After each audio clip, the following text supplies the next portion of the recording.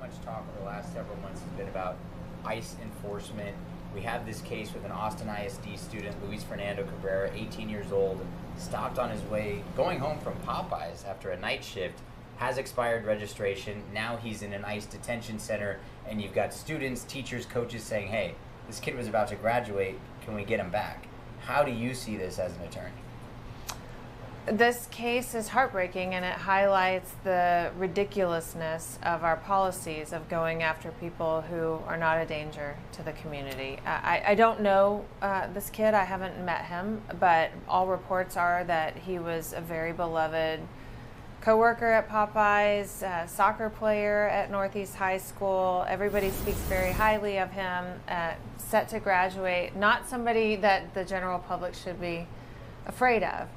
And yet our law enforcement resources have gone toward detaining him, pulling him over, stopping him, which that's one thing, but then taking the additional step of detaining him, separating him from his family, and stopping him from graduating when, he may be technically 18, but he's a kiddo, and he's living his life and trying to do right by his family. And so I think when I see cases like this, really I see this in my practice every day, but when cases like these are elevated and the community starts paying attention, on some level I'm glad to see that people are seeing that it's happening and responding, because we're beyond the era of Renee Good and Alex Preddy getting shot in the back of the head and everybody just going, what is going on?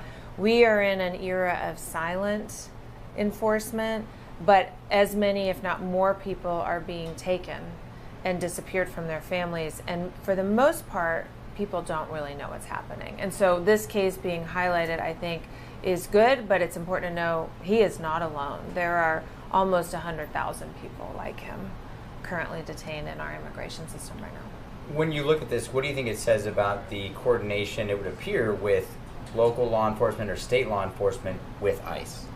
So Texas is ground zero for the collaboration between ICE and law enforcement, and that's because of our state leadership. So back in January of 2025, Greg Abbott signed an executive order telling essentially every DPS state trooper in the state of Texas that it's called a task force model. It's the highest level of cooperation where they are actually deputized and authorized to enforce immigration laws. And since that time, what we have seen is thousands and thousands of people pulled over by DPS troopers in these pretextual traffic stops. I've had thousands of calls just at my own law firm. And some of the stories I've heard are expired registration, like in this case, or tinted windows, or even a license plate hung slightly crooked, slightly over the speed limit, all sorts of issues like that, broken tail lights. And when these people are being pulled over by DPS, they're run, and if they have an administrative warrant or some type of hit in the system, they just get taken and their car's left on the side of the road. And so what do I think about this? I think this is a waste of Texas taxpayer money, and not only that, it really erodes public safety, because we live in a state where 40% of the population is Latino. And when we're sending a message to really all people of color, but particularly Latinos, that at any point in time they're at risk of being pulled over and taken, well, guess what? They don't want to interact with law enforcement, and that erodes public safety. I mean, I'm currently representing a U.S. citizen who was born in a hospital in Denver, who was in a work truck as a passenger. They got pulled over for window tinting. He was detained for 5 days and deported to Mexico. He's in Mexico right now, and we're suing the federal government. But he was born here. He was born here. He's a U.S. citizen. And the whole time he was detained, he kept saying, I'm a U.S. citizen. I have my birth certificate at home. And they said, if you keep saying that, we're going to charge you criminally with fraud, and you need to just sign this paperwork and move on with it. And so ultimately he did. He's a young guy too, 25, with a kid at home, and was worried that he was going to be in jail for 5 years. So he signed the paper that they put before him, and now he's in Mexico. Could you just say, well, if Luis would have had his registration all squared away, this wouldn't have happened? Or do you think he gets pulled over for something else? I don't know. I mean, on the one hand, I will say it's really important. My message to the immigrant community is be careful. Right? Make sure your registration is up to date. Yeah, like fix your car before you drive it. And that's not enough. I mean, I just told you about the case of a U.S. citizen who was a passenger in a truck who got pulled over and got deported because he didn't have his passport in his back pocket. You know, it's not enough to clean up your car. The ultimate culpability here is with the Department of Homeland Security and with the Texas leadership that follows suit in this enforcement. And it is also true that the way they're nabbing people is through traffic stops, many of which are baseless, some of which have a little bit of truth to them, like, you know, expired sticker. That's something that's easy to avoid. If ICE stops going after, I guess you could call this a low-level situation, is it sort of, hey, if we don't adhere to the rules, then that means that the rules just don't matter for anybody? Or is it because, well, you know, he's a good person, or yeah, but there's rules, right? So you're talking about, with immigration enforcement overall? Right, so how do you quantify, or how do you square away, well, we're not going to actually enforce these rules because by all accounts this person's not harming anybody, but we have rules. How do you weigh that? Yeah. So what we know is that we have a system, and I can give you the big answer, right? We live in a country with an economy that needs immigrant labor, and it has invited immigrants to come here and work. But really for decades, we have not had a legal system that allows for people to come here and work legally. That's because Congress can't get their act together. We've needed workers, but we've never passed a law. So we've had this like economic need and almost silent invitation to immigrants without a legal structure that supports that. So you think the system is the issue? Oh, for sure the system is the issue. Okay. And also we have immigrants who are here, many of whom are doing the right thing. I mean, I would say the majority of my clients, and I do detained work, habeas work, I've been doing this work for 20 years. The majority of my clients who have been detained in the last year were in a legal process and were doing things the right way. The family that I think you told me you want to talk about, this family in San Antonio, entered on parole, applied for asylum, got their work permits, went to every required appointment, and the mom and the kids were detained at the bus stop. So we're not going after people. How were they detained? I mean, do they just stop people at a bus stop and detain them? ICE is just getting families at bus stops in San Antonio. This is the story of the family. Do they have to have probable cause? Well, that's a great question. Yes, constitutionally, legally they do. And that's why a lot of these lawsuits and habeas cases are coming, because due process is not being followed.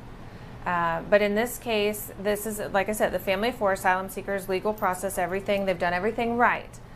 And that particular day was the mother's birthday. And so the family decided to all walk to the bus stop together because they wanted more time together. But Dad, Victor is his name, he forgot his keys. And so he ran back inside, and when he came back outside, he saw that six ICE agents had surrounded his wife and children. Wow. So he had to stay back and watch the whole thing happen, it's an anguish for a husband and a father that I have witnessed in my clients now multiple times. Watching a man tell the story of watching his wife and children taken from him by law enforcement without being able to intervene is one of the most heartbreaking things you can hear a man talk about. And that happened to this man, Victor. And they were taken. They were detained, and they're currently detained. As we speak, there's a hearing going on in Dilley. I was going to say, as we're talking to Kate right now, I know, I've got my phone. She possibly might get a phone call. So in dealing with all this, I mean, what is your overall message to immigrants that are here awaiting these asylum cases? Because it sounds like that's the situation with Luis. Apparently has an asylum case in December. So if you've got time in between that and now, do you just stay at home and avoid everything? Or what do you do? Yeah, I mean, driving is dangerous. Being out on the roads is dangerous. Certainly flying domestically. But honestly, we are also living in a pretty high surveillance state era. So with Palantir and software like that, what DHS has done is they've conglomerated all of the data from the child support system, from the IRS, from Medicaid, facial recognition software, automatic license plate readers, those big cameras that you see in parking lots, like all of that stuff is being woven together in a DHS database. So it's, in my opinion, it's impossible to actually live a life out of surveillance in the United States now.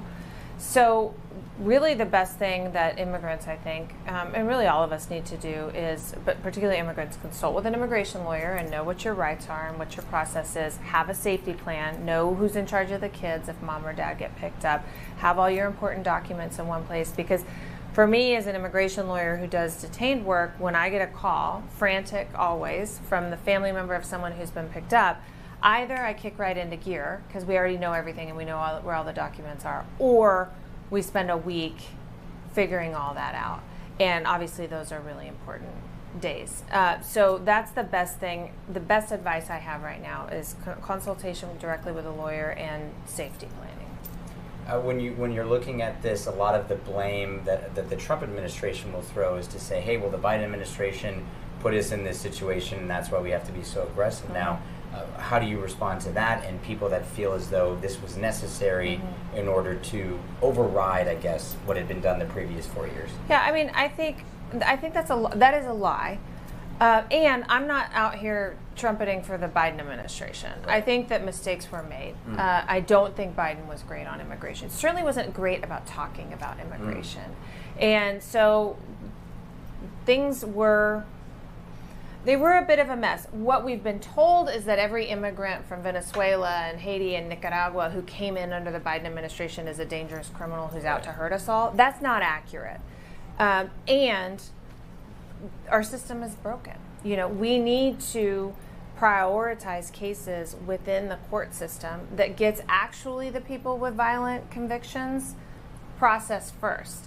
But what Trump has done is say everybody's a priority just by virtue of being an immigrant. And what that means is that people who actually might be dangerous get lost in the shuffle of the 3 million cases. So the prioritization is actually a really important part of achieving safety. But I think that, you know, conservative politicians, including Trump, they understand that people are afraid and that fear is a strong motivator, and they fuel that fire with their rhetoric about immigrant equals danger, and that's just not true. And so until we start talking truthfully about the positives and the benefits of immigration, we're never going to get immigration reform, which is actually the thing that's needed to fix the system, to solve the reality, which is that we have a nation that needs immigrants, needs immigrant labor, and until we are honest with ourselves about that, we're not going to pass laws that fix our problems. Before we let you go, have you heard any stories from your clients of what the conditions are like at these ICE detention centers? Yeah. I mean, are you comfortable sharing that? Oh, sure. I mean, it's terrible. These conditions are terrible. So we pay private prison companies like CoreCivic and the Geo Group billions and billions and billions of dollars to profit from the detention of people. And we know that corporations are cutting costs to increase profits. And things that are costly are things like quality food, medical care, air conditioning, comfortable bedding, good solid clothing, school for children, like the things that would make people comfortable and not sick cost more money. And so those are the things that get slashed. And what's frustrating, and we saw this during this press conference where 6 members of Congress came and toured this Dilley facility, and they went through one of these tours. And I've been on these tours before. I've been doing this work for 20 years. So I've been on these tours. And they just like pull out all the stops. And they, you know, it's like, oh, look at this, you know, salad bar that we have in the lunchroom. And then you talk to the detainees and they're like, we've never seen that salad bar before today. And unless somebody's actively bleeding, we don't get to see a nurse and never a doctor, you know, and we have had more deaths in detention this year than any other year in recent decades. In fact, one person dies every 6 days. Really? In immigration detention. What happens to them? Well, mostly, I've read a lot of these, the reports of what happens. Most of the time, sometimes it's, you know, potentially ruled a suicide. Most of the time, it's somebody who's complaining of a medical issue and they're not attended to. Some sort of chest tightness, you know, some illness, and they aren't taken care of, and then they die. I mean, I talked to a woman last year who had given birth. She's from Turkey, I think. She gave birth 12 days after a C-section. She was detained, an asylum seeker. She was detained, was taken to a detention center where she was put on the top bunk bed, and she had an infection in her incision and couldn't even get to the top bunk. I mean, this is somebody who's like, first of all, has a newborn at home. Right. Second of all, is actually, you know, has an infection from a serious surgery, and they put her on a top bunk and don't give her medical care. I mean, that is a potentially fatal situation. And they just, again, it's the cutting costs. And so we need to really stop spending taxpayer money on detaining people who are not criminals. Bottom line. If we want to track people, we can have a conversation around ankle monitors, which cost $1 a day versus thousands of dollars a day. But just from the basics of, we'll take the humanitarian angle out of it because I know that's personal, but just from a fiscal question and a public safety question, we can achieve the same end result of knowing where people are and managing their case, and not separating from their families, making them sick, and spending billions of our dollars as taxpayers on this unnecessary and cruel solution. So using the money smarter to, as you said, go after the actual people that are causing it. Totally. We need borders. We need to not have dangerous people in this country who are, foreigners. But as long as we're not focusing on that and we're focusing on everybody else, well, guess what? We're ignoring that issue. Someone who could be an actual problem. Yeah. We'll let you go. We know you have phone calls and cases to deal with. We appreciate the time, Kate. Thank you. You bet.